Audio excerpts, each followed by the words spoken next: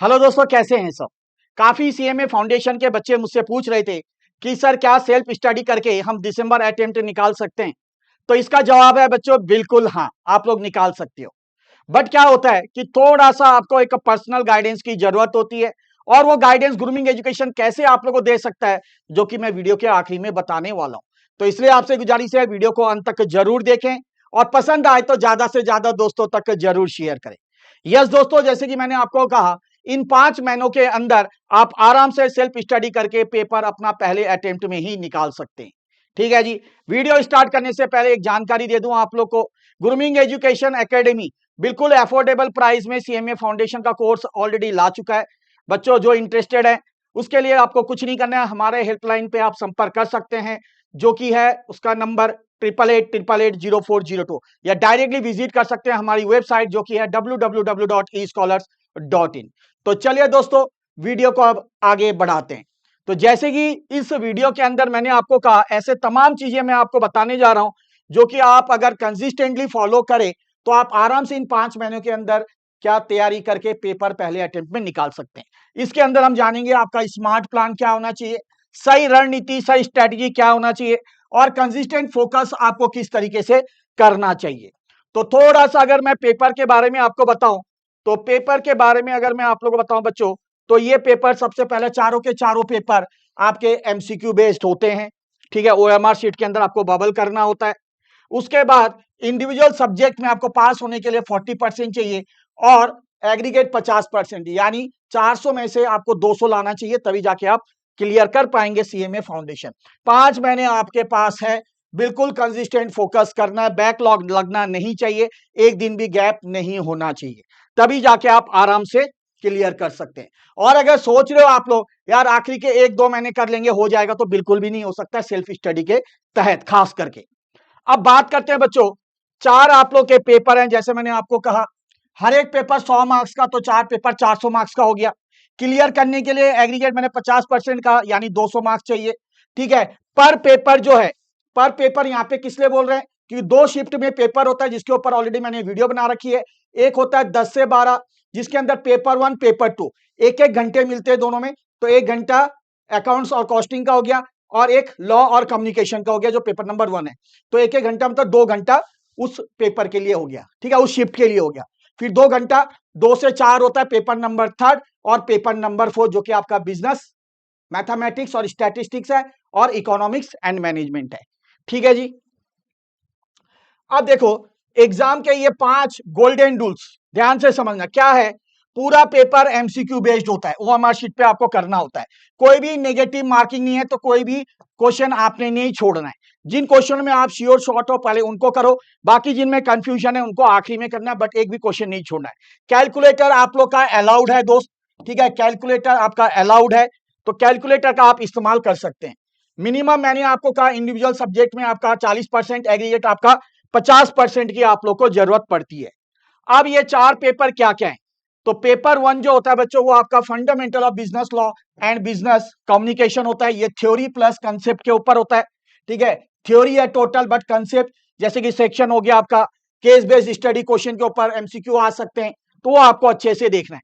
Next आता है fundamental of financial and cost accounting. इसमें प्रैक्टिस ज्यादा चाहिए आपको, है ना, प्रैक्टिकल क्वेश्चन के ऊपर आपका यहाँ पे एमसीक्यू पूछा जाता है। उसी तरीके से बच्चों पेपर नंबर 3 जो कि fundamental of business mathematics and statistic, formula और स्पीड, कैलकुलेटर का शॉर्टकट आपको आना चाहिए, कैलकुलेटर आप लोग का अलाउड है। ठीक है जी। उसी तरीके से आते हैं अगर हम paper number 4 fundamental of business economics and management, यहाँ पे कंसेप्ट के ऊपर है, डेफिनेशन के ऊपर है। इन चीजों को आपको बार बार पढ़ना पड़ेगा, बहुत आसान पेपर है, टोटली थ्योरी है। अगर ढंग से ही मॉड्यूल को पढ़ लो 3 से 4 बार, आराम से आपके अच्छे खासे मार्क्स यहाँ पे आ जाते हैं। अब पेपर 1 और 2 की तैयारी कैसे करना है, तो सबसे पहले हम आते हैं पेपर नंबर 1, जो कि आपका बिजनेस लॉ और कम्युनिकेशन के ऊपर है। यहाँ पे सिर्फ रीडिंग होने से नहीं होगा, यहाँ पे रीडिंग करने से नहीं होगा, आपको कंसेप्ट समझना पड़ेगा, लॉजिक समझना पड़ेगा with the help of example. उसके बाद कम्युनिकेशन पोर्शन जो है बहुत इजी है, यहाँ पे पक्के मार्क्स आप लोग के आ जाते हैं। हर टॉपिक के बाद बच्चों, या हर चैप्टर के बाद, या उसमें आपने 15 से 20, ज्यादा हो सके तो ज्यादा एमसीक्यू क्वेश्चन आपने करने हैं। यहाँ पे आपका डेफिनेशन, कीवर्ड्स, शॉर्ट नोट्स जरूर बनाना है, ताकि आपको रिकॉल करने में, जब आप पढ़ें, दोबारा रिवीजन करें, तो आपके लिए वो आसान हो। रोज एक चैप्टर रिवाइज करना है जो आपने कंप्लीट किया है, ठीक है। ऐसे बना के रखना है अपना शेड्यूल। पेपर नंबर 2 के अंदर जो कि है आपका फाइनेंशियल एंड कॉस्ट अकाउंटिंग, सबसे स्कोरिंग पेपर है, ठीक है। यहीं से रैंक बनता है आपका। एक ये एक आखिरी वाला पेपर जो मैंने कहा इकोनॉमिक्स एंड मैनेजमेंट का, इसमें रीडिंग से ज्यादा आपको क्या प्रैक्टिस करने पड़ेंगे, न्यूमेरिकल्स, ठीक है। कंसेप्ट क्लियर अगर होता है ना तो पूरे मार्क्स आपके आ जाते हैं। इसमें जर्नल, लेजर, कॉस्टिंग के फॉर्मेट, ये आपको सिर्फ रटना नहीं है, अपने हाथों से प्रैक्टिस करके समझना है। उसके बाद डेली 25 से 30 एमसीक्यू यहाँ पे आपने करना है। डेली से 4 से 5 सम्स यहाँ पे भी आपको करने हैं। नेक्स्ट आते हैं बच्चों पेपर नंबर 3, क्या करना है, जो कि बिजनेस मैथमेटिक्स और स्टैटिस्टिक है। इसमें मैथ्स के फॉर्मूला शीट बना लो, उसमें फॉर्मूला लिखो, जितना लिखोगे उतना ही फॉर्मूला आप लोग को याद होता है। कैलकुलेटर आपको मिलेगा, ठीक है, कैलकुलेटर अलाउड है, कैलकुलेटर आप लोग का अलाउड है। तो उसमें शॉर्टकट, जैसे मैंने आपको कहा, स्पीड कहा, वो आप लोगों को बरकरार रखना है। डेली टाइम वाइज आपको प्रैक्टिस करना है। स्टैटिस्टिक्स के जो सम्स हैं वो डेली प्रैक्टिस करना है। स्टैटिस्टिक्स का वेटेज है 60%, मैथ्स का वेटेज है 40%, तो स्टैटिस्टिक्स पे ज्यादा फोकस करना है। जो वीक टॉपिक्स है उनको अलग से प्रैक्टिस करो, उनकी सेपरेट कॉपी बनाओ, है ना, ताकि जब आप रिवाइज करो तो आपको याद रहे कि भैया मुझे ये करना है। उसके बाद आता है आखिरी paper business economics and management का। ये थ्योरी है, ठीक है, इसको रेगुलर रिवीजन करना है। मैंने बार बार कहा कि मॉड्यूल से ही अगर अच्छे से पढ़ लोगे तो ये आपका आराम से हो जाएगा। जैसे कि डिमांड सप्लाई का हो गया आपका, डायग्राम बेस्ड क्वेश्चन पूछे जा सकते हैं। मैनेजमेंट में तो पक्के मार्क्स होते हैं, जैसे आपने 11th-12th में बिजनेस स्टडी पढ़ा होगा, उसी टाइप का क्वेश्चन एमसीक्यू बेस्ड आपको देखने को मिलेंगे, ठीक है। कीवर्ड्स एग्जांपल जरूर आपने देखना है, और कम से कम 20 से 25 एमसीक्यू, रटना नहीं है, खुद अपने हाथों से प्रैक्टिस आपको करना है। अब कैसे स्टार्ट करना है बच्चों, दिसंबर में आपका पेपर है, तो अभी जैसे मैं बता रहा हूं जुलाई अगस्त, ठीक है, फेज 1 अपना फाउंडेशन का कंसेप्ट बिल्ड करो, जिसको बेस बिल्ड करना कहते हैं, है ना। चारों सब्जेक्ट में आपने बेस बिल्डिंग करना है, ये जुलाई का महीना और अगस्त का।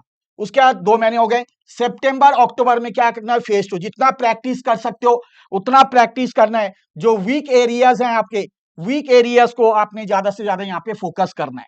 और आपका आखिरी आता है नवंबर का महीना, उसमें आपने क्या करना है, मल्टीपल टाइम रिवीजन करना है, और साथ में कोशिश करना है जो फॉर्मूला शीट बनाई है उसको रिवाइज करो। फुल मॉक टेस्ट पेपर अगर दे सको इस महीने में भी तो बहुत बढ़िया बात है, ठीक है। ये आपने फेज 3, फेज 4 आपका जो दिसंबर में थोड़ा बहुत आपका बचेगा, तो उसको एक बार फाइनली, है ना, ऊपर ऊपर से गो थ्रू करना है, रिवीजन करना है, ठीक है। और हो सके तो यहाँ पे भी आप मॉक टेस्ट पेपर दे सकते हैं, ठीक है जी।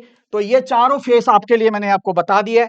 इसके बाद बच्चों क्या, एक बार मैं आप लोग के बता देता हूं कि डेली रूटीन आप कैसे स्टार्ट कर सकते हो, बच्चे पूछते हैं।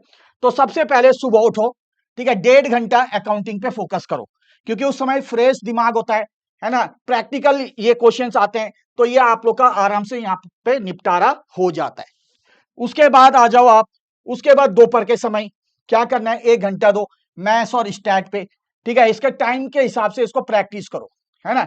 कैलकुलेटर में अपना स्पीड बढ़ाओ, कैलकुलेशन में स्पीड बढ़ाओ, ठीक है। हर एक क्वेश्चन आपका 1 मिनट 20 सेकंड के अंदर हो जाना चाहिए। शाम के टाइम पे आ जाओ, लॉ या इकोनॉमिक्स को ले लो, ठीक है, और इसमें क्या करो, थ्योरी पढ़ो, कंसेप्ट समझो, एग्जाम्पल से समझो, और नोट्स बनाओ। थ्योरी में सबसे अच्छी बात यह होती है कि आपको नोट्स बनाने होते हैं, है ना। नोट्स अगर सही ढंग से बन गए तो आपको काफी हेल्प मिलती है पेपर निकालने के अंदर। और 30 मिनट आखिरी के आपने एमसीक्यू करना है, ठीक है, एमसीक्यू क्वेश्चन करना है, जितना भी आपने पढ़ा है टॉपिक उनके बेसिस पर 30 मिनट के अंदर या 1 घंटे के अंदर एमसीक्यू क्वेश्चन आराम से सॉल्व हो जाते हैं, 20-25 ज्यादा टाइम नहीं लगता है। और साथ साथ में आपने अगले दिन क्या करना है उसका प्लान आपने उसी दिन सेट करना है, ठीक है। उसके साथ साथ आपने प्लान भी सेट करना है कि कल आपको क्या करना है, ठीक है। अब आपको पता है जहां एमसीक्यू एग्जाम है, ये आप लोगों को पता है, ठीक है। अब ऐसे क्वेश्चन ना जहां पे आपको ट्रैप फंसाया जाता है इंस्टीट्यूट के द्वारा, जैसे नॉट, एक्सेप्ट, इनकरेक्ट, ऐसे क्वेश्चन आप लोगों को दे देते हैं, बच्चा यहां फंस जाता है। तो मेरे दोस्त यहां पे आप लोगों ने फोकस अच्छे से करना है, ठीक है। उसके बाद एलिमिनेशन मेथड रखो। आपको पता है 4 ऑप्शन है, 2 आपको पता है कि पक्का गलत है, ठीक है, 2 पे आपने अब दिमाग लगाना है। और ये कब करना है, जब आपका श्योर शॉर्ट वाले क्वेश्चन जब हो जाएंगे, ठीक है जी। उसके बाद OMR पे अच्छे से भरना, अच्छे से बबल करना है। ठीक है, कई जने हाफ भर लेते हैं क्योंकि स्कैनिंग होती है, फिर दिक्कत हो जाता है। ठीक है, टाइम मैनेजमेंट करना है क्योंकि एक एक घंटा मतलब 2 घंटे आपको, ठीक है, 2 पेपर में मिलते हैं। तो मैं यहाँ पे 1 घंटा लिख रहा हूँ एक पेपर के लिए, जिसमें 100 क्वेश्चंस होते हैं। ठीक है, हर क्वेश्चन ज्यादा से ज्यादा 1 मिनट 20 सेकंड के अंदर कोशिश करो कि 1 मिनट के अंदर ही हो जाए, बट मैक्सिमम बोल रहा हूं, इससे बाहर नहीं जाना चाहिए। ठीक है, इससे बाहर नहीं जाना चाहिए, कुछ भी खाली नहीं छोड़ना है क्योंकि नेगेटिव मार्किंग आप लोग का नहीं होता है। इजी क्वेश्चन, जैसे मैंने कहा, इजी क्वेश्चन आप लोग पहले करेंगे। ठीक है, और उसके बाद एलिमिनेशन जो मेथड बताया वो आपने करना है। अब सेल्फ स्टडी वालों की 6 कॉमन गलतियां क्या क्या होती हैं। सिर्फ वो क्या करते हैं दोस्त, ध्यान से समझना, सिर्फ वो रीडिंग करते हैं, प्रैक्टिस नहीं करते हैं। जबकि अकाउंट्स हो गया, बिजनेस मैथ, स्टैट हो गया, इसमें प्रैक्टिस की आपको जरूरत पड़ती है, तो वो आप लोग को करना पड़ेगा।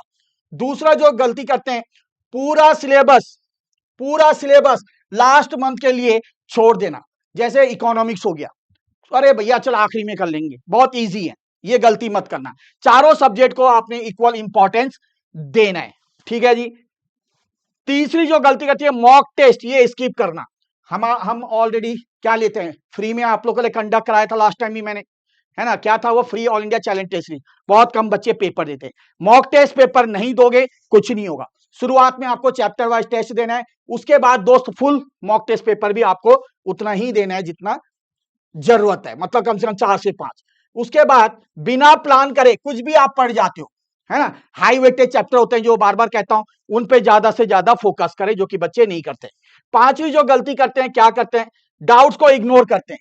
मैं कहता हूं जो डाउट्स है उसको नोट करो, जहां से भी आप पढ़ रहे हो उन डाउट्स को क्लियर करो। डाउट्स अगर छोड़ दोगे ना, वो आगे आपको दिक्कत देगी। और लास्ट में सब कुछ समय के लिए, जब तक आपका पेपर नहीं हो जाता है, सोशल मीडिया से दूर रहो। ठीक है, ये फेसबुक, व्हाट्सएप, इनसे दूर रहें, जितना रहेंगे उतना ही आपका फायदा रहने वाला है। आखिरी 45 दिन आप लोग के लिए गेम डिसाइड करता है दोस्त। आखिरी के 45 डेज जो है वो आप लोग का डिसाइड करता है कि आप क्या पास हो गए या फेल। अब क्या करना है, मिनिमम 2 बार फुल रिवीजन होनी चाहिए आखिरी के 45 डेज में। हफ्ते में एक कम से कम फुल मॉक टेस्ट पेपर देना है। मॉक के बाद उसको एनालिसिस करो कि कहां गलतियां हुई हैं, उसको रिवाइज करो, फिर दोबारा टेस्ट दो। उसके बाद फॉर्मूला शॉर्ट नोट जरूर बनाना है, और पास्ट अटेम्प्ट के एमसीक्यूज जो है उनको आप लोगों ने जरूर जरूर जरूर करना है। ठीक है, उसको छोड़ नहीं सकते हम लोग। अब बच्चों, सेल्फ स्टडी स्ट्रांग है, ठीक है, पर लोग यहां अटक जाते हैं। कहां अटक जाते हैं लोग, ठीक है, कहां अटक जाते हैं, कंसेप्ट जो डाउट्स होते हैं। अगर सेल्फ स्टडी कर रहे हो तो डाउट्स कैसे क्लियर करोगे, डाउट्स क्लियर करना उतना ही जरूरत है। कई बार आप लोग गलत सीक्वेंस चूज करते हो, है ना। कई बार बच्चा एक ऐसे क्वेश्चन में लेकर बैठ जाता है जहां पे उसको 4 से 5 मिनट मिलता है, जिसके कारण बाकी क्वेश्चन जो उसको आते हैं वो कर नहीं पाता है सही समय पर। यहां गलत करते हो। प्रैक्टिस की क्वालिटी, आप लोग प्रैक्टिस क्या करते हो, एक कंसिस्टेंट बेसिस पे नहीं करते हो। आज अगर 50 क्वेश्चन है, आप कर रहे हो, 20 क्वेश्चन नहीं आ रहा है, अरे छोड़ दे, उसके बाद देना ही नहीं 2 हफ्ते तक। तो ये गलती मत करना, क्योंकि जितना ज्यादा प्रैक्टिस करोगे बच्चों, उतना ही आपके लिए फायदा होगा। अब मैंने आपको स्टार्टिंग में कहा था कि ग्रूमिंग आप लोग की किस तरीके से मदद कर सकता है, क्योंकि गाइडेंस भी आप लोग के लिए एक बहुत ज्यादा जरूरी होता है। ठीक है, तो इसके अंदर देखो क्या है, ठीक है, सीएमए फाउंडेशन हम ओटीटी आप लोगों को प्रोवाइड करते हैं, वो भी बिल्कुल अफोर्डेबल प्राइस में। इसकी खासियत क्या है, क्या क्या होता है, मैं आप लोगों को बता दूं। चारों पेपर्स की एक ही कॉम्बो में आपको मिल जाता है। ठीक है, चारों पेपर 1, 2, 3, 4। उसके बाद कंसेप्ट क्लियर की फोकस रिकॉर्डेड लेक्चर्स आपको मिलते हैं, जब चाहो तब देख सकते हैं आप लोग। उसके बाद दिखाइए यहाँ पे एनी टाइम एनीवेयर, घर बैठे आप देख सकते हो। इंग्लिश में टीचिंग होती है, जहां पे हिंदी इंग्लिश दोनों बोली जाती है, ताकि आप लोग के लिए आसान से समझ में आए। चैप्टर वाइज आप लोग के टेस्ट होते हैं। ठीक है, उसके बाद MCQ exam pattern, orientation practice approach भी होता है। साथ ही में आपको मेंटरशिप दी जाती है, डाउट क्लासेस होते हैं, डाउट प्लेटफॉर्म भी आपको देखने को मिलता है। तो ये सारी चीजें ग्रूमिंग एजुकेशन आप लोग को प्रोवाइड करती है। बच्चों, इसके पीडीएफ मैं डिस्क्रिप्शन में लगा देता हूं, इसे जरूर डाउनलोड करके देखिएगा एक बार, और उस चीज को फॉलो करिएगा। उम्मीद करता हूं वीडियो आप लोगों को पसंद आई होगी। मिलते हैं बहुत जल्द और एक वीडियो के साथ दोस्त, तब तक के लिए जय श्री श्याम।